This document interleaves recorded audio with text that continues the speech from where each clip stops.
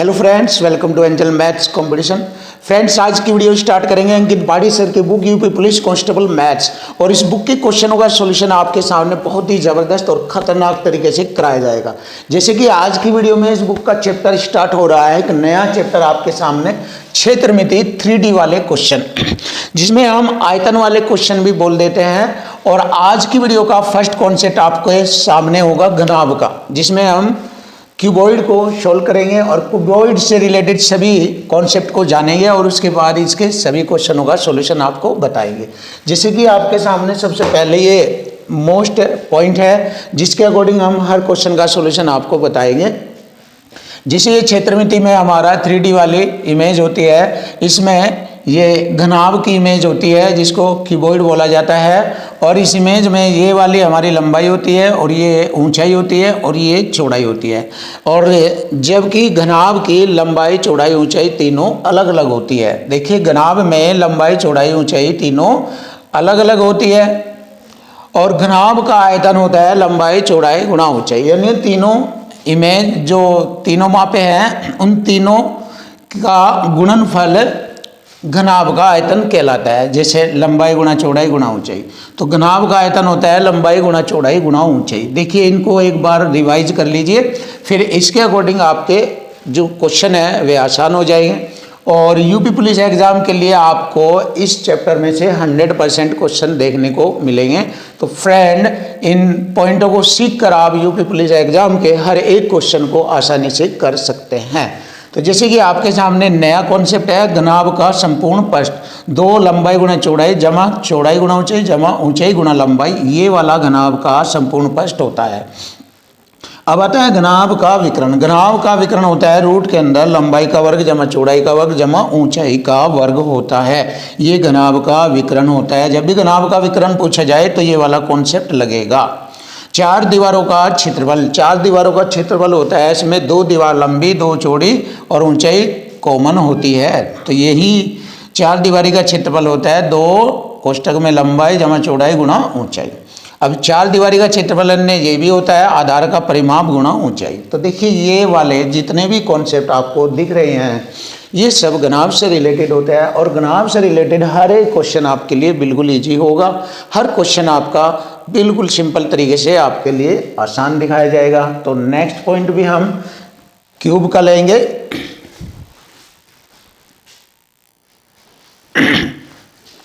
देखिए फ्रेंड्स, ये नई इमेज आपके सामने 3D वाली घन यानी क्यूब, और घन में तीनों भुजाएं समान होती है। ये आपको पता है कि एक घन की सभी भुजाएं आपस में बराबर होती है। और घन में जब तीनों भुजाएं समान होती है, जैसे लंबाई बराबर चौड़ाई बराबर ऊंचाई किसी भुजा के बराबर होती है, यानी कि तीनों की भुजाएं आपस में बराबर होती है। और इसमें नए ये 3 पॉइंट आपके सामने हैं, इन पॉइंटों को आप अच्छी तरीके से देखेंगे जिससे कि आपको कोई दिक्कत नहीं होगी। घन का आयतन बराबर होगा भुजाई घात 3। घन का आयतन होता है भुजाई घात 3। घन का संपूर्ण पृष्ठ 6 भुजा का स्क्वायर, और घन का विकर्ण होगा √3 गुणा भुजा। √3 गुणा भुजा ये घन का विकर्ण है। और घन में 6 फलक या पृष्ठ होते हैं। घन में 6 फलक या पृष्ठ होते हैं। घन में शीर्ष बिंदु 8 होते हैं और घन में भुजाएं 12 होती है। तो ये एक छोटे से घन का इंट्रोडक्शन आपके सामने किया गया है। अब जैसे ही क्वेश्चन आपका घन से रिलेटेड या घनाभ से रिलेटेड आएगा, उन सभी का सॉल्यूशन आपके सामने बिल्कुल इजी आसान कराया जाएगा।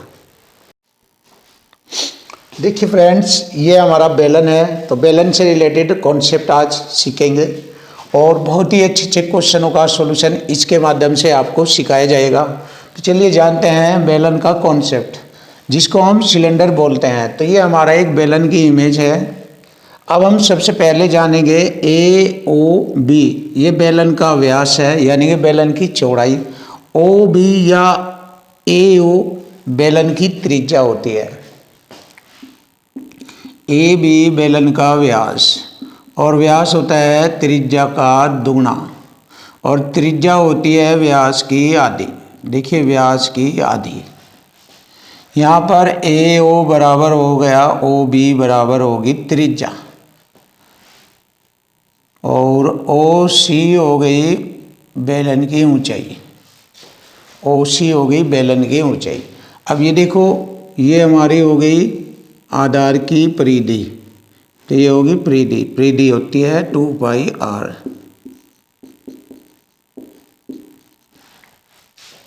और ये हो गया आधार का क्षेत्रफल πr²। देखिए πr²। अब हम बेलन का आयतन लिखेंगे, बेलन का आयतन, बेलन का आयतन होता है πr²h। बेलन का आयतन होता है πr²h। अब जानते हैं बेलन का वक्र पृष्ठ, बेलन का वक्र पृष्ठ, बेलन का वक्र पृष्ठ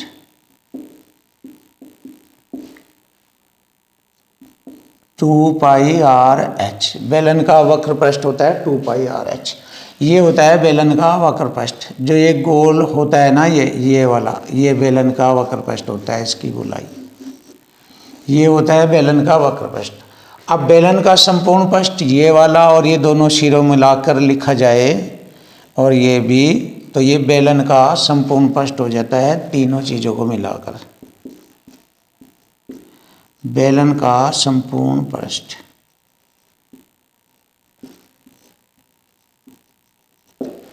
तो बेलन का संपूर्ण पृष्ठ होता है 2πrh जमा r, ये रहा।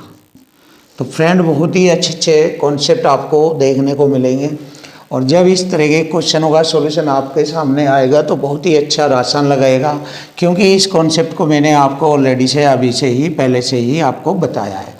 तो ये होता है हमारा बेलन का कॉन्सेप्ट। तो इसमें बेलन का मैंने आपको आयतन बताया है πr²h, बेलन का संपूर्ण पृष्ठ बताया है 2πrh जमा r, और बेलन का वक्र पृष्ठ बताया है 2πrh, और जबकि यहाँ पर बेलन के आधार का क्षेत्रफल बताया है πr², और इसके आधार की परिधि होती है 2πr, और यहाँ पर OC बेलन की ऊंचाई है, OB बेलन की त्रिज्या है, और त्रिज्या बराबर होता है व्यास बटे 2, और व्यास होता है त्रिज्या का 2 गुना। देखिए, शंकु के बारे में जानेंगे कि हमारा शंकु से रिलेटेड कौन कौन सा कॉन्सेप्ट क्वेश्चनों में यूज होता है। तो चलिए देख लेते हैं कौन के बारे में, यानी कि शंकु के बारे में। सबसे पहले इमेज के बारे में जानेंगे। देखिए, BOC शंकु के जो आधार का व्यास है BOC, और OC या BO बराबर होती है त्रिज्या, दोनों आपस में बराबर होती है त्रिज्या। OA होती है शंकु की ऊंचाई, और AC या AB होता है शंकु की तिर्यक ऊंचाई, जिसको L से रिप्रेजेंट किया जाता है। अब देखो, यहाँ पर कुछ कॉन्सेप्ट आपके सामने हाजिर है। जैसे शंकु का आयतन अगर जाने तो शंकु का आयतन होता है 1/3 πr²h। ये वाला होता है शंकु का आयतन 1/3 πr²h। दूसरा होता है शंकु का वक्र पृष्ठ, शंकु का वक्र पृष्ठ, शंकु का वक्र पृष्ठ लिखेंगे सही तरीके से, वक्र पृष्ठ πrl, ये होता है शंकु का वक्र पृष्ठ πrl। और होता है शंकु का संपूर्ण पृष्ठ,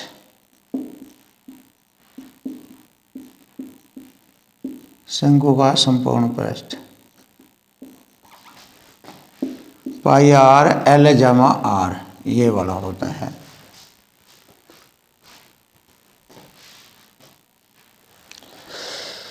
और तिरछी ऊंचाई होती है L बराबर स्क्वायर रूट के अंदर ये त्रिज्या का वर्ग प्लस ऊंचाई का वर्ग,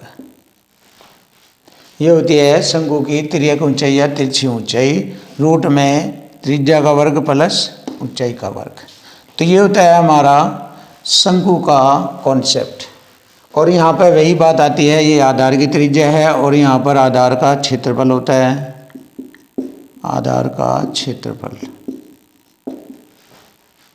πr² होता है, और यहाँ पर परिधि होगी 2πr।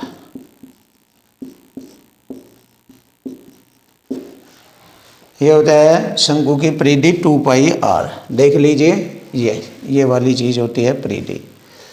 अब ये ओ सी होता है, सॉरी ओ ए होता है शंकु की ऊंचाई।